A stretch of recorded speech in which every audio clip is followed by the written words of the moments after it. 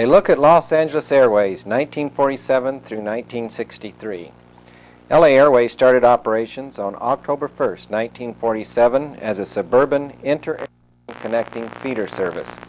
In making the initial award, the CAB said, in part, we do not believe that its present high cost of operation alone should deter this experiment, since a more economical helicopter may be anticipated just as more economical conventional aircraft have been developed. In view of the present equipment picture, the board's assumption was correct. 5 Sikorsky's S-51 started LA Airways service, which was originally limited to carry the mail. LAA flew the first Air Express by helicopter on December 14, 1953, another of the many firsts this company has recorded. As you noticed on the logo, Siempre Primero, always first. Passenger service followed on November 22, 1954. The larger Sikorsky S-55 was used and became the first helicopter certificated for scheduled passenger transportation. This period represented, according to Blinn, the pioneering or get-ready phase of his airline. The real beginning came on March 1, 1962, when the new Sikorsky S-61 went into service. This 28-passenger twin-turbine workhorse has already earned the affectionate title of a DC-3 without wings. Here we have a picture of the S-62, the single-turbine engine, when it was first placed into service to train LA Airways crews in the operation of jet turbine-powered engines. That's Mr. Clarence Blinn, president and founder of LA Airways. Mr. Blinn in the center.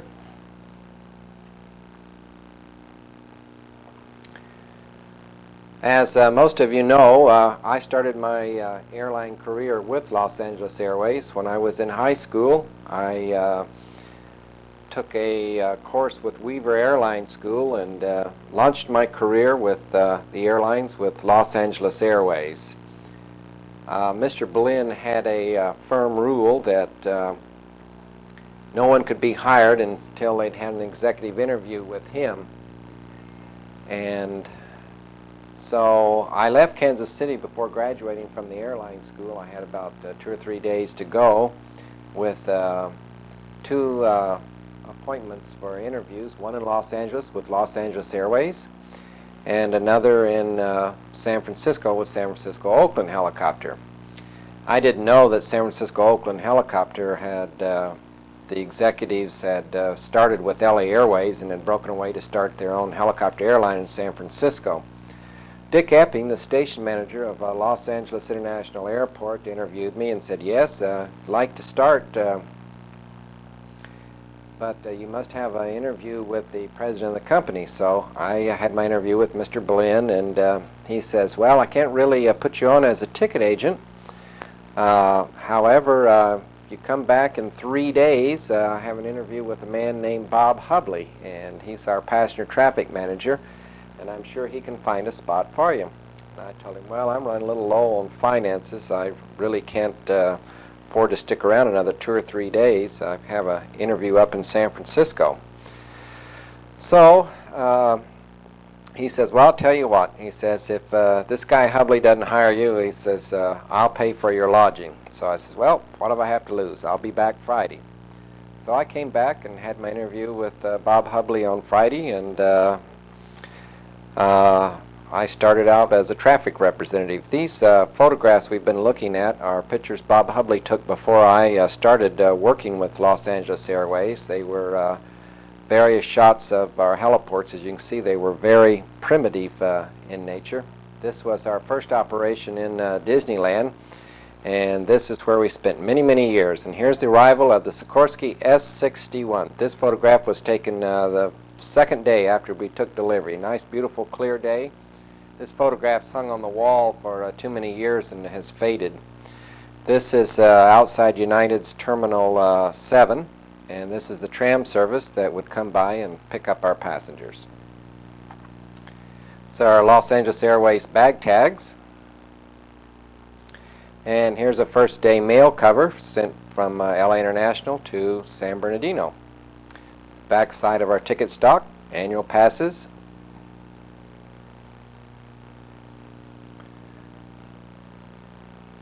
Here's a letter written to me from Clarence Blinn from the Office of the President. We always had to have the green ink, and this is the Anaheim heliport before it was enlarged. This was probably 1961, 62, somewhere in that neighborhood.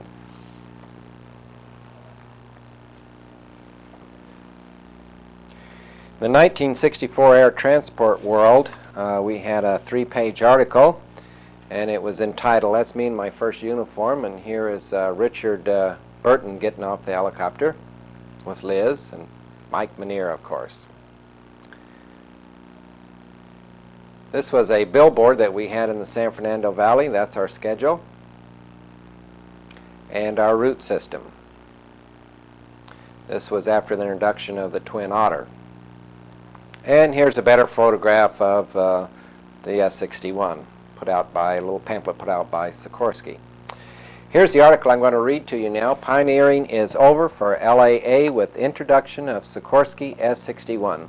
The pioneering is behind us, and now we can develop our market. With this remark, Los Angeles Airways President Clarence M. Blinn pretty well summed up the history and future plans of his company. While there is an air of optimism around the LA Airways general offices, it doesn't take much digging to find a heavy overcast of frustration and uncertainty as a result of the present subsidy cutback which now confronts the helicopter operators. After a little over 2 years' experience with the S-61, Blinn has some impressive figures to back his contention that his company is now past the shakedown period and is ready to exploit the rapid expanding and congested Southern California market.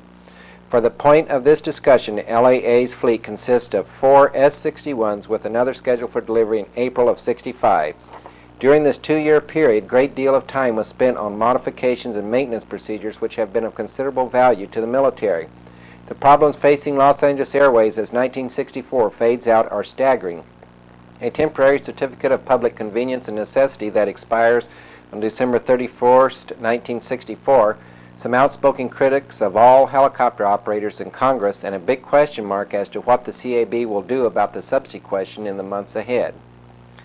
LA Airways received a lot of praise in 1958, and the traffic was up 5-fold in 3 years. With the S-61, the picture has changed. In 1961, LAA carried 42,608 passengers. In 1963, with S-61s, 171,427 passengers were carried, and 1964 should come close to 250,000. This scene here is shot from outside the building, our cramped quarters in Anaheim. There is no doubt that the S-61 has been well accepted by the traveling public, and after spending a little time aloft, we think the answer can be summed up in 2 words: convenience and dependability. For example, a deplaning passenger arrives at Los Angeles International Airport, final destination San Bernardino. He has his choice of 9 flights daily during the week, fewer on weekends, with departures about 2 hours apart. Take Flight 227, leaving Los Angeles at 9:30 a.m. Some LAAN vacations are obviously during the loading the air stair door and the sliding drawer type baggage pods, which can be preloaded with 600 pounds of baggage, slid into the cargo compartment to replace the pod just arriving. Well, unfortunately that never quite worked, but it was a good theory and concept.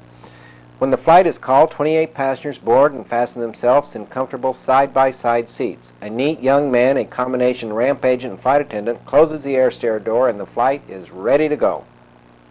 It is at this point the first rider gets acquainted with the capabilities of the S-61. It taxis a short distance to the takeoff area, and if you happen to glance at your watch, you will look out the large picture window and find you have gone straight up several hundred feet, and you wonder how it happened. The S-61 cruises at about 130 miles per hour, and one thing is immediately obvious: the low noise level in the cabin. A landing is made at Riverside at 10:06 a.m. on schedule. Passengers Mail and Express are offloaded during the ground time of 30 seconds and then straight up and away again. Since San Bernardino is a turnaround, 0.3 minutes ground time is allowed. The engines are not cut during stops, and this saves more time. LAA has worked closely with the cities it serves in building heliports. The city generally provides the land on a long-term lease, and LAA makes the installation at an average cost of $25,000. Each heliport consists of a surfaced landing area 200 by 400 feet and a suitable terminal building. The entire area is fenced. While there are many good heliports in the area, many more are needed, and plans are going ahead to open new areas in the immediate future. Anaheim, the pictures you've been looking at here, was the world's busiest heliport. In fact, we carried more passengers in and out of Anaheim than we did some carriers, some airports that had single service carriers, 438 airports that size.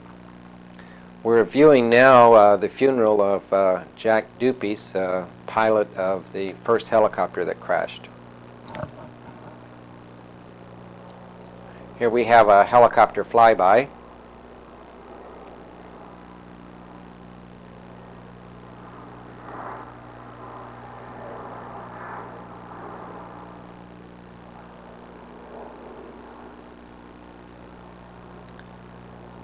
Unfortunately, over LA Airways history, we had two unfortunate crashes. The first crash was never fully determined. It was a problem with blade tracking, and we never were able to actually find all of the parts to accurately determine the cause. The second crash was caused by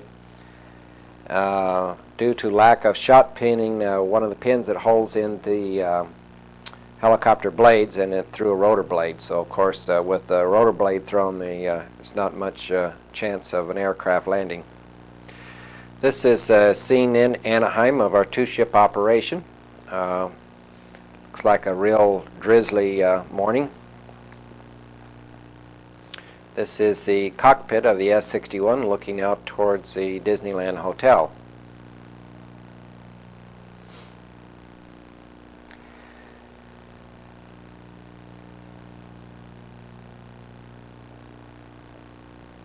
It's another landing at Anaheim. This is the new paint job after we suffered the first crash to try to give a new image of LA Airways.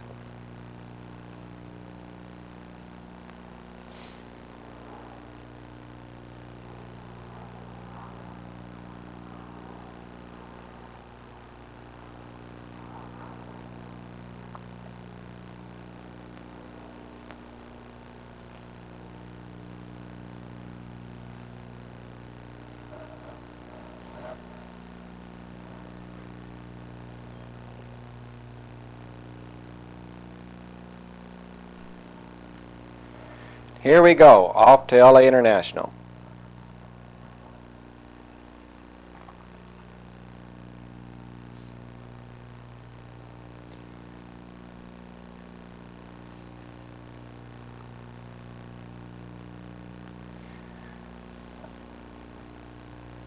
During the period of time Los Angeles Airways operated in and out of Anaheim, we carried more than 1 million passengers. That's a lot of 28 passenger trips.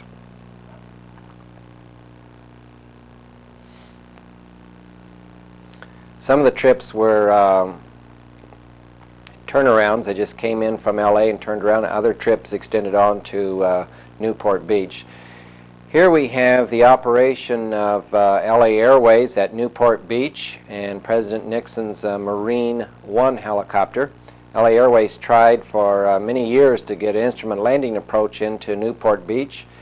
Funny thing, after Mr. Nixon bought the San Clemente house, Marine One was able to get instrument landing rights into Newport within 6 weeks. Of course, LA Airways benefited from this. Fred Milan, our Vice President of Transportation, now retired, living in San Diego, tells me that the Sikorsky S-61 helicopter was designed in the 60s, and it's planned to be used in service through the year 2000. S-61 is definitely a safe aircraft, and LA Airways pioneered many features that the military adopted. It's very unfortunate that subsidy was taken away from LA Airways at an inappropriate time.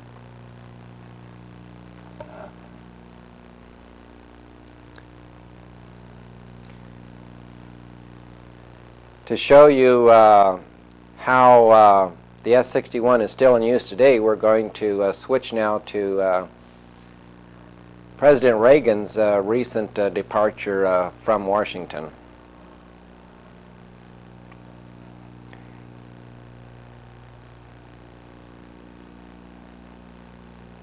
Here's the Secret Service in Newport watching the arrival of President Nixon. And I believe President Nixon is going to deplane from the aircraft at this point.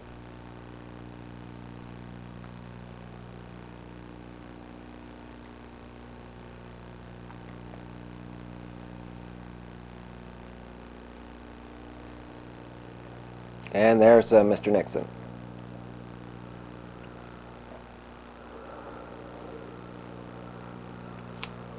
Off to San Clemente.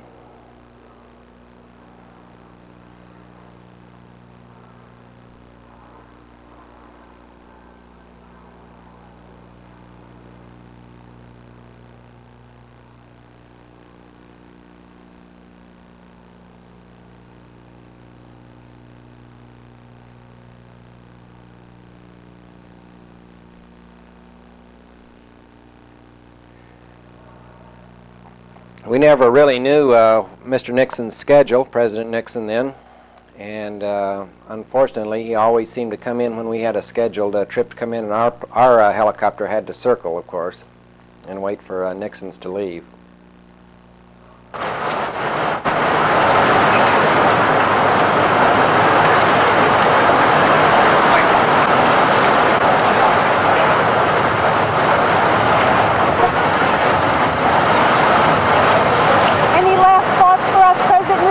On your way out?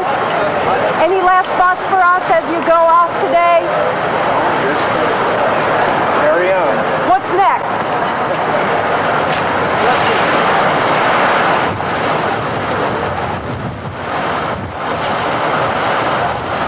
Carry on. I think that's one of the Secret Service agents, and these people, of course, are so close to the first family.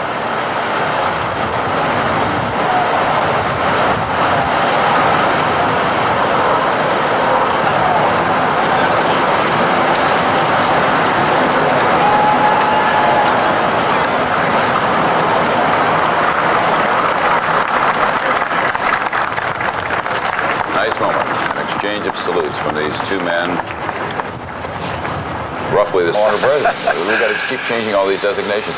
This is such a familiar sight of the Reagan years, and Ronald and Mrs. Reagan walking to the helicopter, reporters shouting their questions, the president raising his hands or cupping his ear and saying just exactly what he wanted to say. The plan is for Marine One to get aloft and circle. We had heard once, we had heard twice, but very briefly, and then proceed on out to Andrews, and then directly on out to California. On board going back today to California will be, among others, Stuart Spencer, who ran the Van Quayle campaign this time and ran Ronald Reagan's first campaign, 1966, the governor of California, an old and canny hand at this business of getting Ronald Reagan and Republicans elected, and has been invited to ride out there today, among other close personal and political friends of the first family.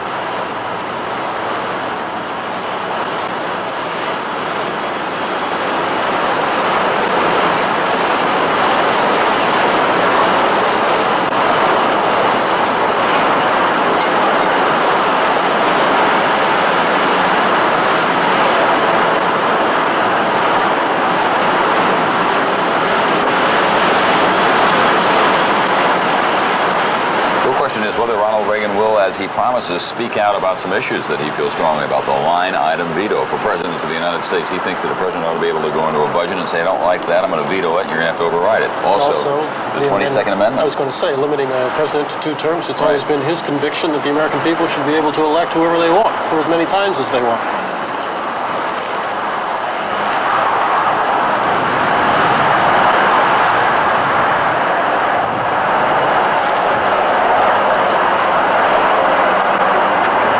Catch the moment. Was Mrs. Quayle's hat a casualty just there of the wash? It might have been.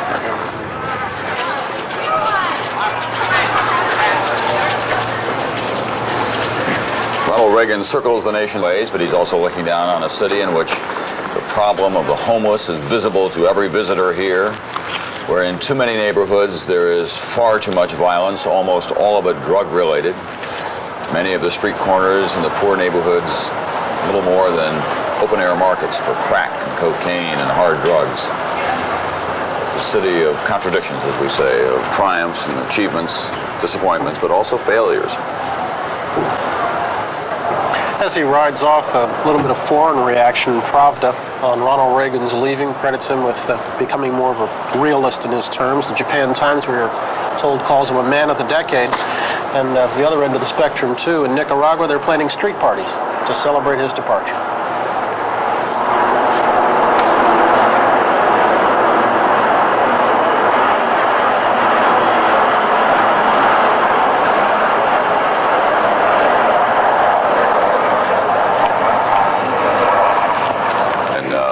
Statuary Hall in the Capitol. The Reagans wing their way toward Andrews Air Force Base.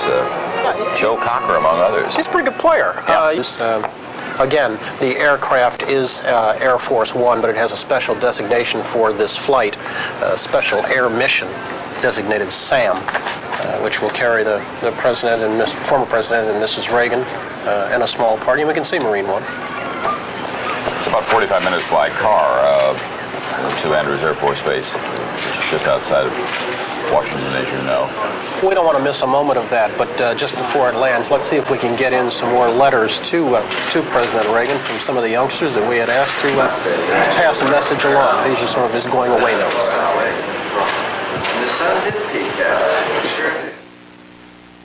Reagan, you've accomplished so much.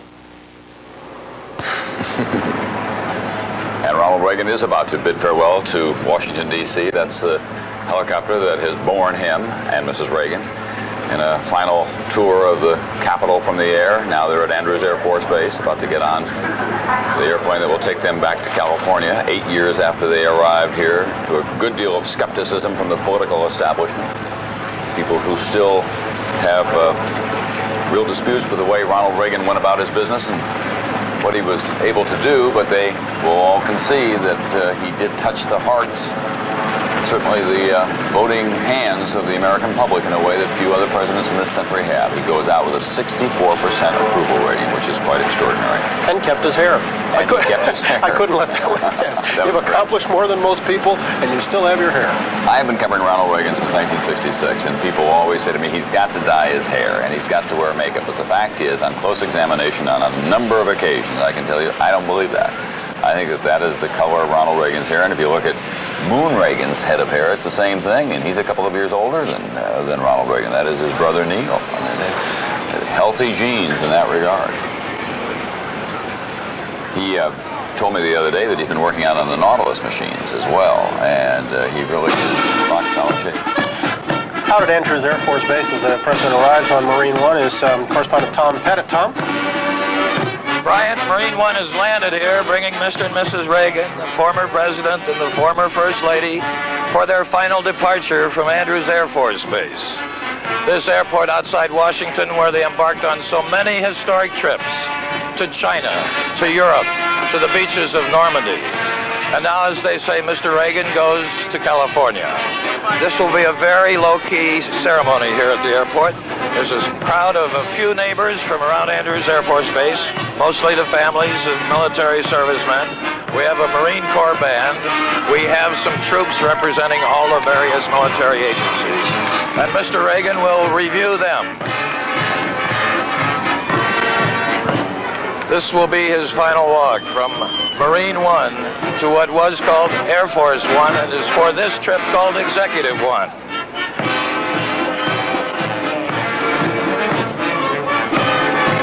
This is a happy departure for them.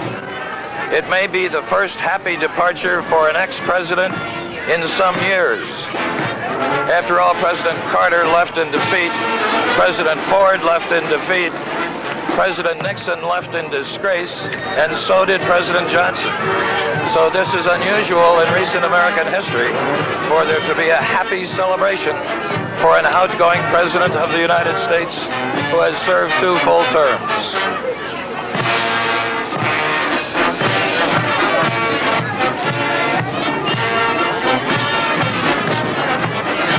Mr. and Mrs. Reagan are going to a small podium where she will watch while he walks among the troops, reviews the troops.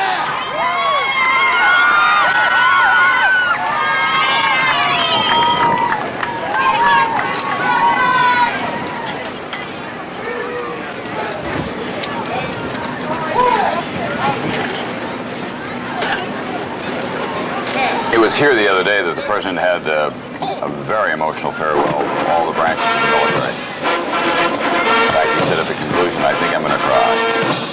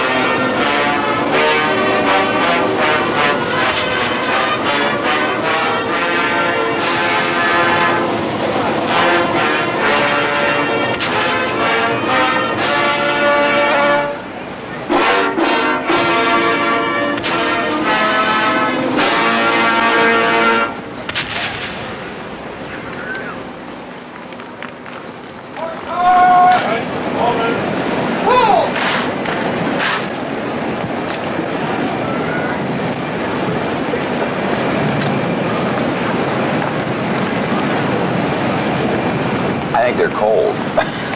I think it's both a touching moment and a chilly one. It's quite windy out there. The temperatures have dipped into the 40s, but it is getting very windy. Careful inspection.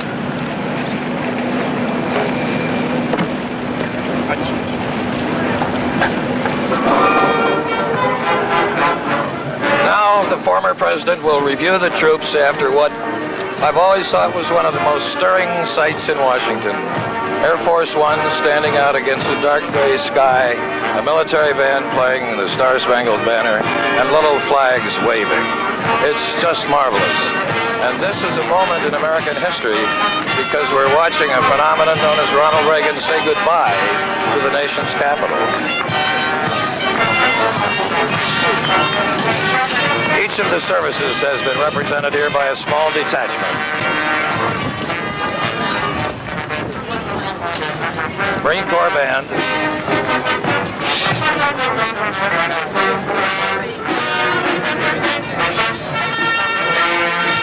The President and the American military have had a long affinity for each other, and this is only symbolic of it today.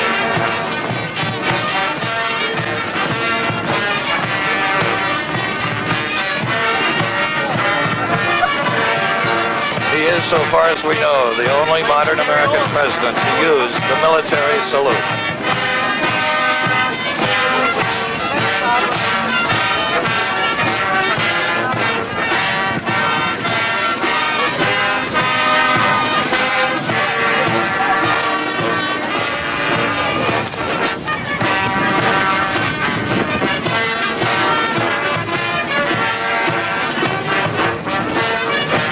This is the last formal occasion for Ronald Reagan in Washington, D.C.,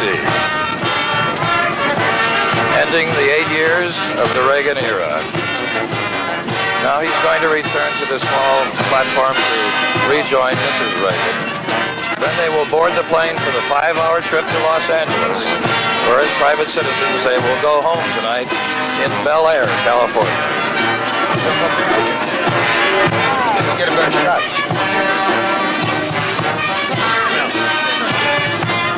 How about you do it?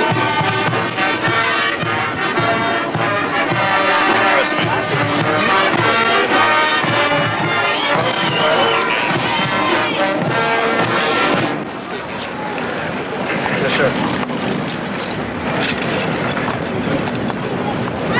Shall we go, he said.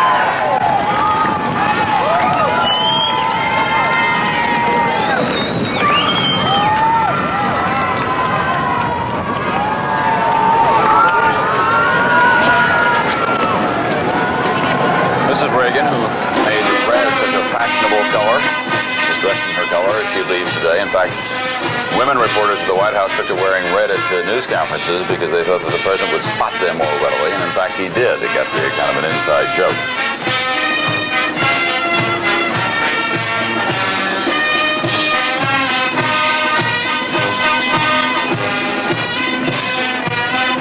Tom, did it John seem... Harrington, who's the Energy Secretary, saying goodbye.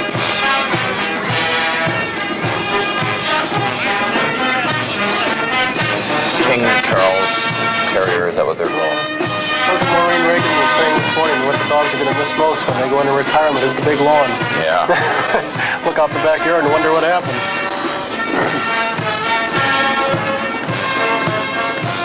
Really is a remarkable sight when you think of how men cling to power around the world to watch a peaceful transfer amid such pomp and ceremony and good feelings.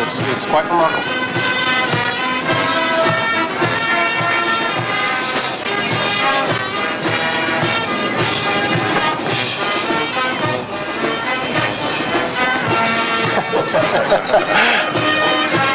Rex the dog.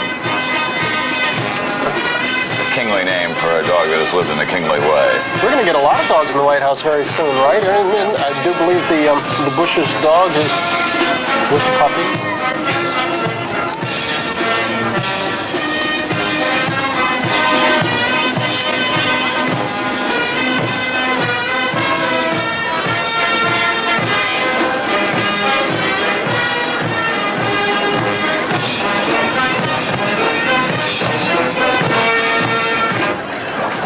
Into Air Force One, where the living accommodations are very good for the President and the First Lady, but the rest of the staff and folks, it's cramped in there. I've flown on it on long flights, and at the back, there's not a lot of space, and you get stewards and security people and attendants of all kinds. And because the middle part of the airplane is so taken up with the President's quarters, and a lot of room for everyone else, but it's a great thrill to be I was going to say, look at the bright side, it is an on-time airline. That's right, and you don't have to worry about your luggage at the other end and all of those matters. Yeah. And while we watch this now, as Air Force One gets ready to taxi out, let's hear from some children around the country who had some parting thoughts for President and Mrs. Reagan. Youngsters around the country expressing their affection for Ronald Reagan, youngsters from every corner of the country, ethnic background, no doubt representing Democratic families as well as Republican.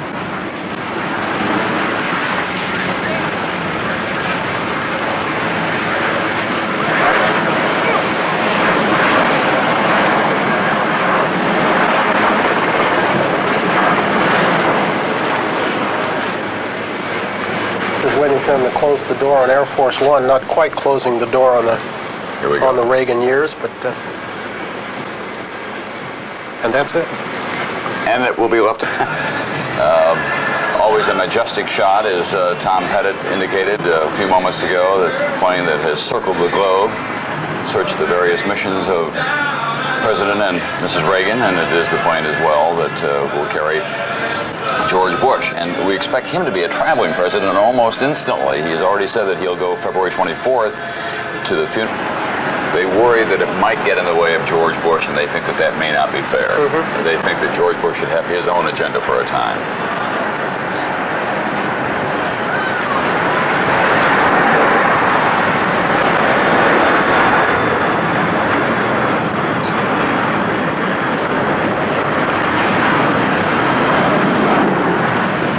Journey that began in the small towns of Illinois, small college of Eureka, broadcasting jobs in Davenport, Iowa, and Des Moines, Hollywood in the late 30s,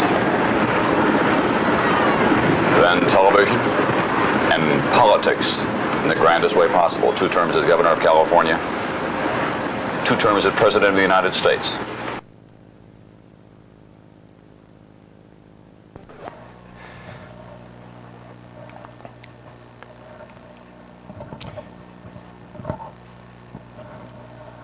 In March 23rd, 1965, Mr. Blinn wrote a letter to all employees.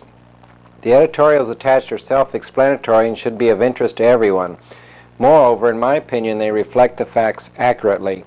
The administration's view seems to be that subsidized helicopter services provide a premium service to relatively few people. and in only their areas. Consequently, the passenger should pay for the service. LAA service is tailored to the unique characteristics of Southern California, which dictates the need for a short-haul feeder type of service which cannot command premium fares. Consequently, a modest federal support is justifiable, at least during the years of pioneering new equipment and procedures. Our position on this has been made clear to everyone. At the recent hearing before the Senate Subcommittee on Aviation, strong support for LAA was voiced by our good friend Governor Brown. Personal appearances were made by our longtime friend Senator Thomas Kuechel and by our new Senator George Murphy. Congressman Kenneth Dial, speaking on behalf of the Southern California Democratic delegation, made the position clear for the many outlying cities and congressional districts. In addition, all the counties, cities, chambers of commerce, and many users were heard from.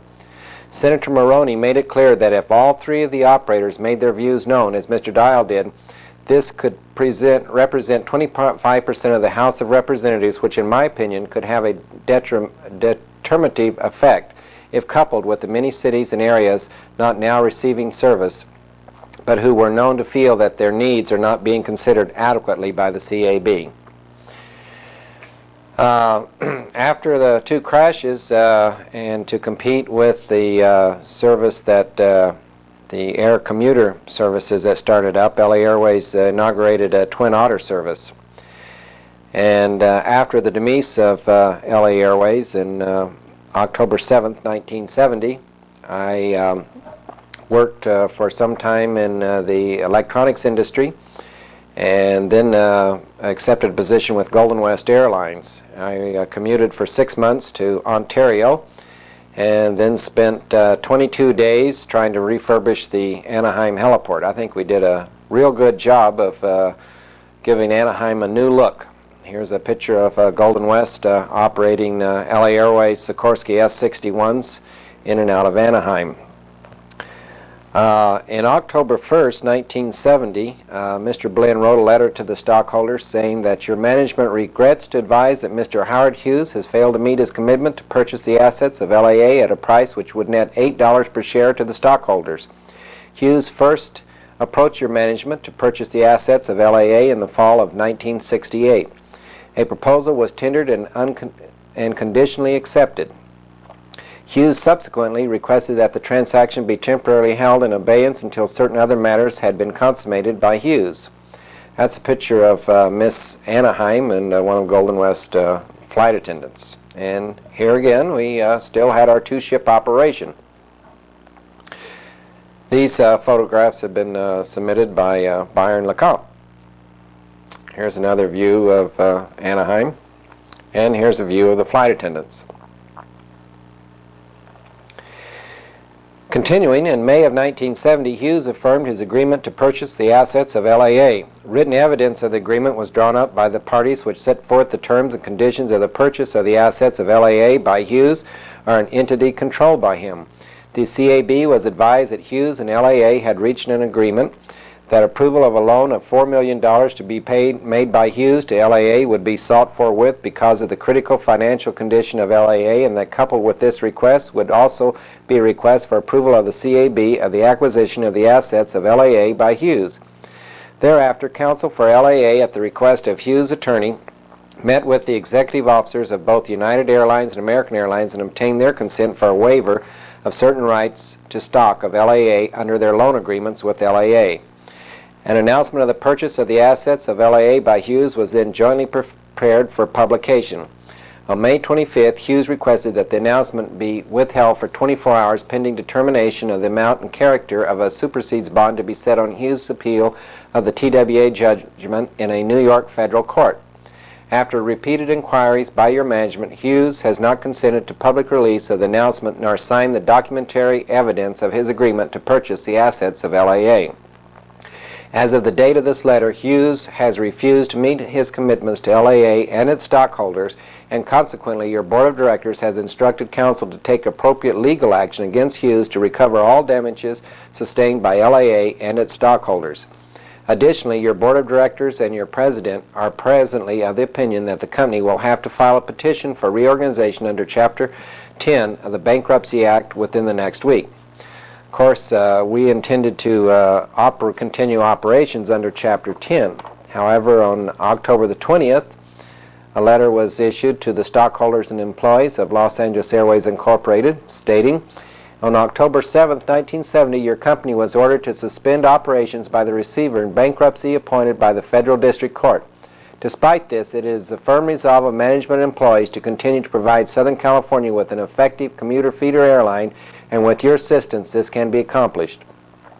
Without attempting to fix the blame, your company's current difficulties can be traced back to 1965 when the Civil Aeronautics Board maneuvered LAA into accepting a permanent certificate in exchange for having its subsidy eligibility cut off. Your company strongly resisted this and maintained that developmental assistance was vital if Los Angeles Airways was to continue to develop advanced forms of air transportation and provide a return on investments to its stockholders. Golden West was very much interested in LA Airways certificate, and a lot of work and money was put into refurbishing the S-61s. All new interiors were put in, the heliports were refurbished, and Golden West operated the helicopters for 125 days. At the end of those 125 days, new ruling was put out that air taxi operators could operate equipment in excess of 25,000 pounds, and Golden West no longer needed LA Airways certificate. So the helicopters were then turned back to the bankruptcy court, and some of them were used in the Forestry Service. Now this is part of the competition that we had to deal with. This is a demonstration by Aero Commuter, who was eventually gobbled up by Golden West, of a short takeoff and landing field they proposed near the Anaheim Stadium, and they're actually landing and taking off in the Anaheim Stadium parking lot. Of course, these takeoffs are with no passengers on board, and so they're exaggerating the capabilities of a de Havilland Twin Otter. This is some very poor footage of my days working for Golden West in Fullerton, a scheduled trip coming in. I enjoyed my time with Golden West, and particularly the seaplane operation. 3 times in my airline career I had to get a weather certificate, first with LA Airways, and then after a prolonged strike with the pilots, my license expired, and I had to take the test again to get it renewed. And then after LA Airways bankruptcy, Golden West required me to get a weather certificate again, and I actually trained Golden West employees in passing the test. The operations in Catalina required weather observations to be taken. That was more of a realistic takeoff, the capabilities with Twin Otter on a warm afternoon. This is in Santa Ana, Orange County. And there's yours truly driving an electric cart with quite a load of luggage. Golden West loads never really quite equaled LA Airways. Of course, 18 passenger Twin Otters couldn't really carry the traffic that the 28 passenger Sikorskys could.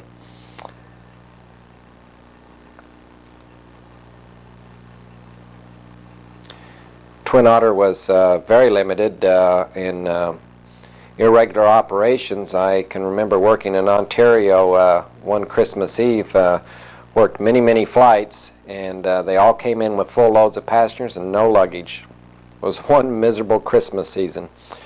Here we're firing up a left engine of the Twin Otter.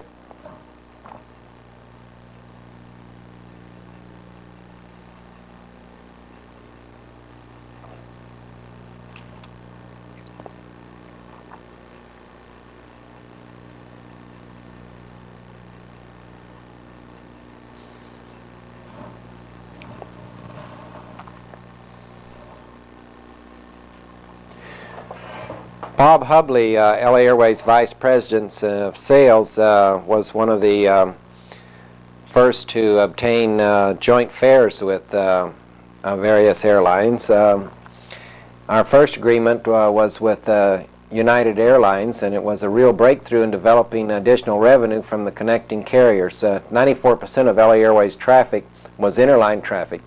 Sale efforts by all the airlines serving Los Angeles were reflected consistently increasing passenger revenues. In honor of the new joint fare with United Airlines, United designated November of 1964 as Helicopter Month and backed it up with system-wide interline training sessions, advertising and sales promotion programs. All four of the country's helicopter operators, Chicago, New York, San Francisco, and Los Angeles, participated in the promotional activities. Mr. Blinn felt at the time he submitted the article to Air Transport World of 1964 that Los Angeles Airways was capable of a subsidy-free operation within just a few years if present trends continued.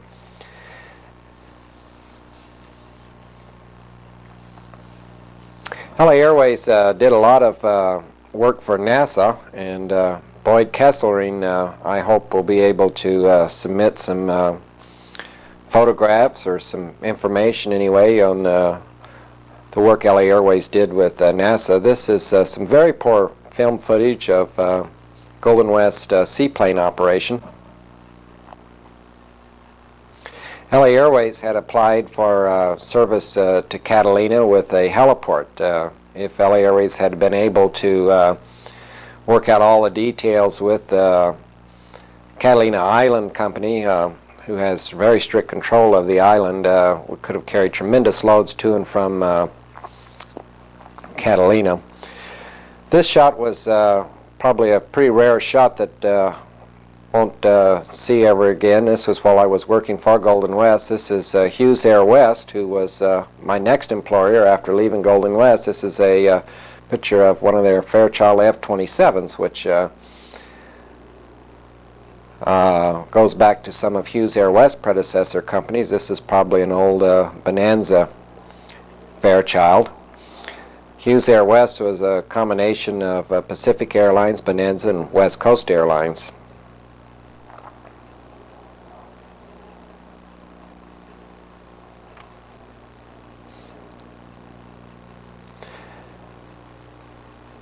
F-27 had a distinctive high-pitched whine. We could always tell when one was coming in. It was very hard on the ears.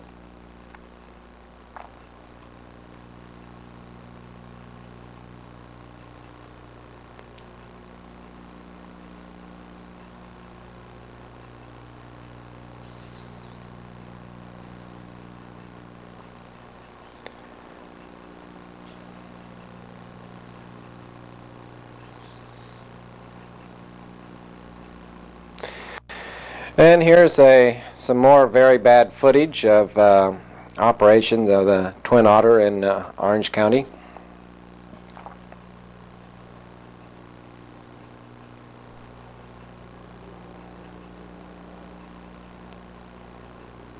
Worked for Golden West for about 2 years, about 1972 to 1974.